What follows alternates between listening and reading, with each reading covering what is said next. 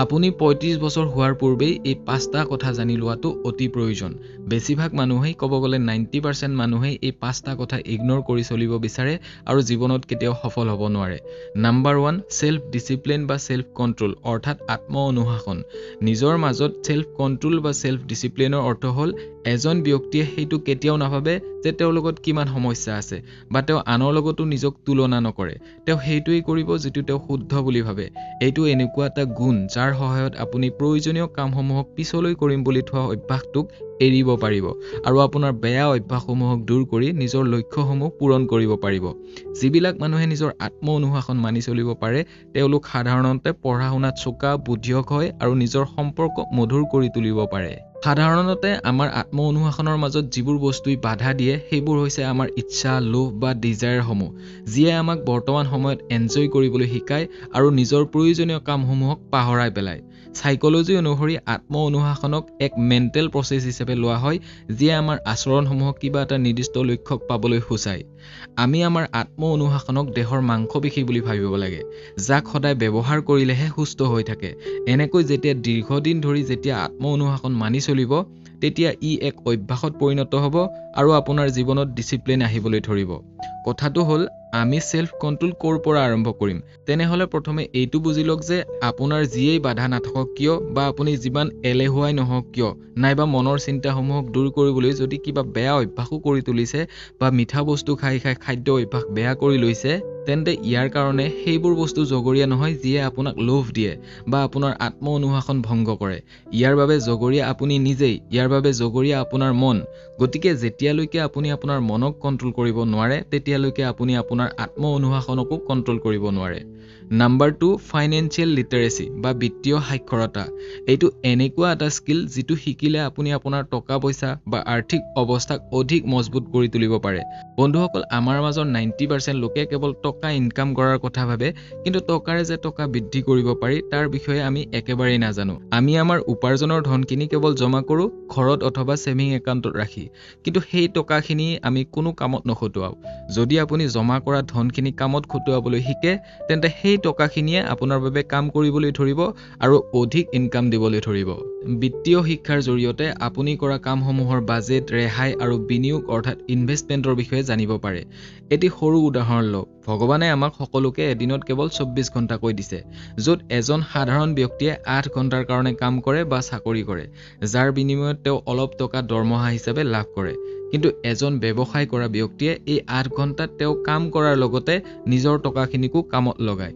তেওঁ সেই টকাখিনিৰে নিজৰ তলত কাম কৰিবলৈ 100 বা 200 মানুহক কৰ্মচাৰী হিচাপে ৰাখে, যিয়ে সদায় তেওঁৰ বাবে কাম কৰি থাকে আৰু এনেকৈয়ে তেওঁ এই 8 ঘণ্টাক এদিনত 800 ঘণ্টালৈ পৰিৱৰ্তন কৰি কামত লগাব পাৰে আৰু সেইবাবে তেওঁ আনতকৈ বেছি ইনকামো কৰিব পাৰে, যাক আমি প্ৰফিট বুলি কওঁ।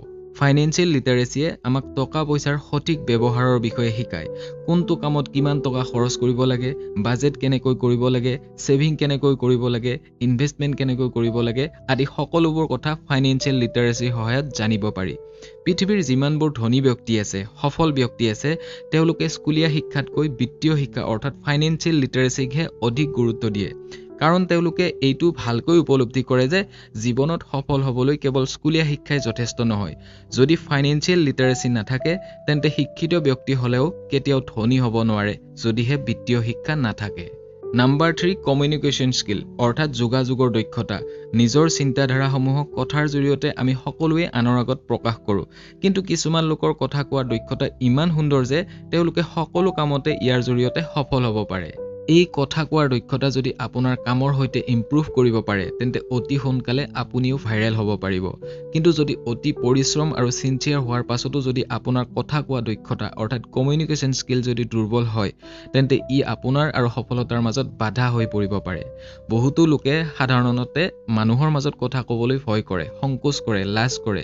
এনে ক্ষেত্ৰত তেওঁলোকে নিজক আনৰ আগত প্ৰকাশ কৰিবলৈ বা এক্সপ্ৰেছ কৰিবলৈ সুবিধা নাপায়, যিকোনো অনুষ্ঠান, school, college, public meeting, business meeting প্ৰতিটো ক্ষেত্ৰতে কমিউনিকেশ্যন স্কিলৰ অতি প্ৰয়োজন। নাম্বাৰ 4 ইমোশ্যনেল ৰেজিলেঞ্চ, আৱেগক নিয়ন্ত্ৰণ। বন্ধুসকল, জীৱনটো আপুনি ভবাৰ দৰে ইমান সহজ নহয়। ইয়াত বহুতো আপছ এণ্ড ডাউনছ আহিব, ঘাত প্ৰতিঘাত থাকিব বা অনিশ্চয়তা আহিব পাৰে। জীৱনটো এনেকুৱা নহয় যে আপুনি যলৈকে যাব বিচাৰিব তলৈকে অতি সহজে যাব পাৰিব। আপুনি ভাবিলে আৰু সাগৰৰ পাৰত উপস্থিত হ'ল। আপুনি ভাবিলে আৰু ধনী হৈ গ'ল। আপুনি ভাবিলে আৰু টকা আহি আপোনাৰ মানিবেগত ভৰ্তি হ'ল। তেনেকুৱা কেতিয়াও নহয়। বতৰ যেনেকৈ প্ৰতিটো ঋতুত সলনি হৈ থাকে, আমাৰ জীৱনটোও প্ৰতিটো মুহূৰ্তত সলনি হৈ থাকে। কেতিয়াবা সুখ, কেতিয়াবা দুখ, কেতিয়াবা নভবা কথা এটাও হৈ যায়।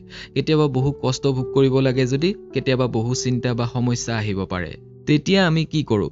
যিমান বেয়া পৰিস্থিতি আহিলেও আমি তাৰ সৈতে যুঁজো আৰু তাক আমাৰ ৰাস্তাৰ পৰা আঁতৰাই আমি আমাৰ লক্ষ্যস্থানলৈ আগবাঢ়ো। জীৱনে সদায় তোমাৰ পৰীক্ষা ল'ব। শান্ত আৰু দৃঢ়তাৰে যদি আগুৱাই যোৱা তেন্তে এইটোৱে তোমাৰ একমাত্ৰ গেম চেঞ্জাৰ হৈ পৰিব। আৰু শেষত নাম্বাৰ 5 হেল্থ মেনেজমেণ্ট।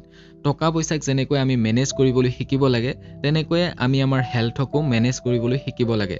স্বাস্থ্য যদি ভালে নাথাকে তেন্তে যিমান টকা পইচা ধন সম্পত্তি থাকিলেও আমি তাক উপভোগ কৰিব নোৱাৰোঁ। দিনটোৰ বাকী কামবোৰৰ মাজতেই অলপ সময় উলিয়াই নিজৰ শৰীৰটোৰ বাবে যত্ন লোৱাটো অতি প্ৰয়োজন। দৈনিক শৰীৰ চৰ্চাৰ লগতে সুষম বা স্বাস্থ্যসন্মত আহাৰ আৰু টোপনিৰ অতি প্ৰয়োজন। আমি সকলো বস্তুৰেই কেয়াৰ ৰাখোঁ কিন্তু নিজৰ স্বাস্থ্যৰ কেয়াৰ ল'বলৈ পাহৰি যাওঁ। মনত ৰাখিব, এটা সুস্থ দেহতহে সুস্থ জীৱন উপভোগ কৰিব পাৰি।